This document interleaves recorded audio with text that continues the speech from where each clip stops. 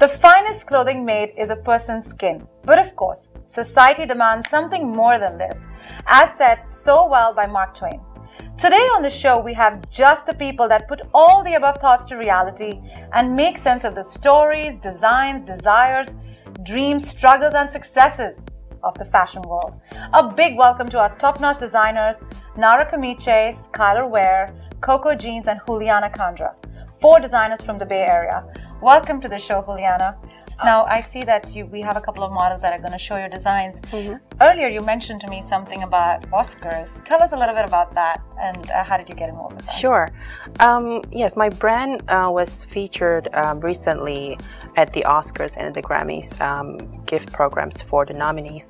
So I represented the couture brand exclusively for the Oscar and the Grammys gift bags this year. Well, that's very exciting. We would love to see some of what the models are wearing from one of your lines and what inspired you while the models are walking down. You could tell us a little bit. Sure, certainly. So this is my model, Liz. Liz currently is wearing one of the hand-painted tunics. So the pattern on the tunic is actually taken from my photographs throughout my travel. This particular design is from a garage door, a very rustic garage door in Lithuania. Wonderful. So it's painted by an artisan. So just, painted on silk chiffon. It's beautiful, and it can be worn in so many ways, just how she's wearing it, or Absolutely. With something else.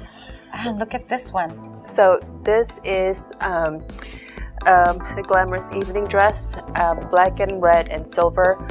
It's made with the fabrics that's weaved from a traditional weaving techniques from a Borneo island in Indonesia. But the pattern has been modernized with the contemporary patterns, and I decided to take it all the way, to the contemporary design. But what I'm trying to do here also to revive the dyeing arts around the world, and really? This is one of the examples. It's stunning. It's beautiful. Tell us a little bit more. How did something like this get inspired? Or we can talk about this one. Sure. This is Aubrey. Aubrey is wearing a very sexy and elegant evening gown. It's inspired actually when I was looking at the Black Swan film, and I just wanted to make a very elegant black dress, and I wanted to style everybody's wearing this with sort of having the elegance and the beauty of a black swan. So this is how the dress got inspired. I have to say, even before you said that, those are the words that crossed my mind. Black swan. Yeah, that's very good. And what do we have here? This is Sha. Sha is wearing a very daring dress. It's inspired by a Spanish flamenco dress, so hence the color red and black. And the beauty is from the infusion of a French lace with the Italian silk chiffon, and obviously the back drops significantly, as you can tell. And the specific line of this design actually comes when when the person who wears this dress moves and maybe lift their arms, and you can see sort of it's a lot more fluid. Well, let me talk about this one first before I answer that question. This dress worn by Jody is another very daring, sexy dress. But what I'm trying to accomplish here is actually to bring the old elegance back. And as you can see, the collar is a Chinese-inspired collar. The laces are actually Roberto Cavalli dresses that we cut and manually by hand pasted in the strategic places. And the tool at the bottom actually requires 100 meters of fabrics to make those. Now, your dresses are gorgeous. How can someone how do we get to them? I currently sell them from my website, BlacMéra.com. I also sell them on senseoffashion.com, and hopefully in a few months we'll be at some retailers, boutiques, individual boutiques.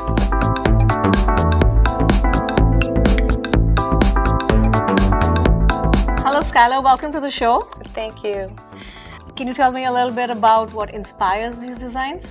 What inspires the Skylier Wear collection is really upscale and conservative for middle school, high school, and first-year college. I think it's very important to allow them to know that they can be sophisticated as well. So I'm really inspired by recycled fabric as well as faux fabric, but I think it's just a certain style that comes with working with, you know, old fabrics. And I love the accessories that the girls are carrying. Can you tell me a little bit about them? I know they're very special. Yes, they're very special. Those are the faux fur bags that are out now. They were number 4 last year at in San Francisco Gate, Best Women's Accessories, and they're very fun. I really like faux fur fabrics, and they're really good for my market. You know, my preteen middle school market. Right, I'm a global designer, and I really like to stay in tune with technology. And since a lot of the manufacturing companies moved overseas, there's a lot of interest over there as far as Australia, Japan, China, India, and as well as Mackay. So I'm really online all the time looking at the new trends that come from those countries, and I try to adopt them in my new line by being in the Bay Area as well as Oakland. I feel that I can bring in a lot of new ideas to the community. That's great. Now there's a certain quote by Coco Chanel which says that, you know, fashion can go to the street, but it should not originate there. What do you feel about that? Well, a lot of fashion originates from the streets. Yeah, and it's just different types of fabrics, different types of line depending on your style.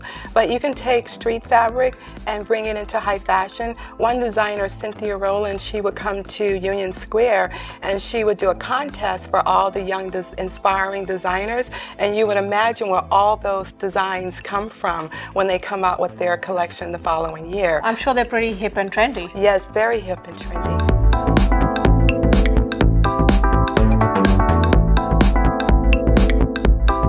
Welcome, Ashley, to the show. Thank you very much for having me.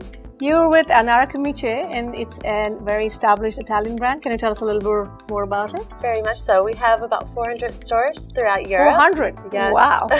And we're the first West Coast store to come to the United States. That's lovely. And we have 2 models here. They look lovely. Very, very much so. This first off is Liz.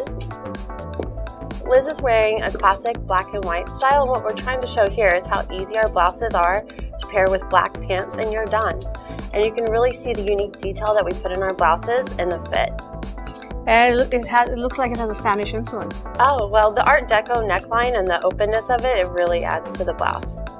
So tell us a little bit about, I actually feel that, I might be wrong, but since Europe is at the cutting edge of fashion, that we might be in the US getting fashion in a little late. What do you feel about that? I feel like San Francisco's travel and they're well educated.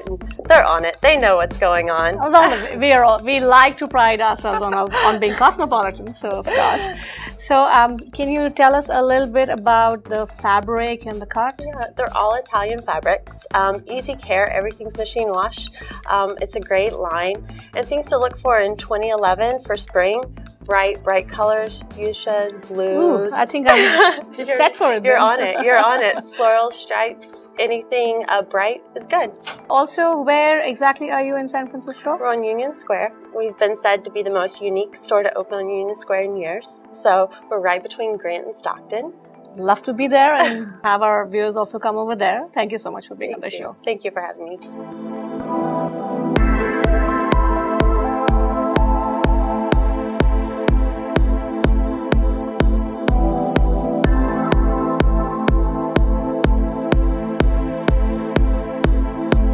Coco Jeans implements high-tech fabric that makes jeans fit perfectly from day one and years to come. This young line has always strived for excellence in quality to give you the best jeans you will ever wear. Bringing together a team of highly skilled designers and a fabric not used by your typical designer jean brands.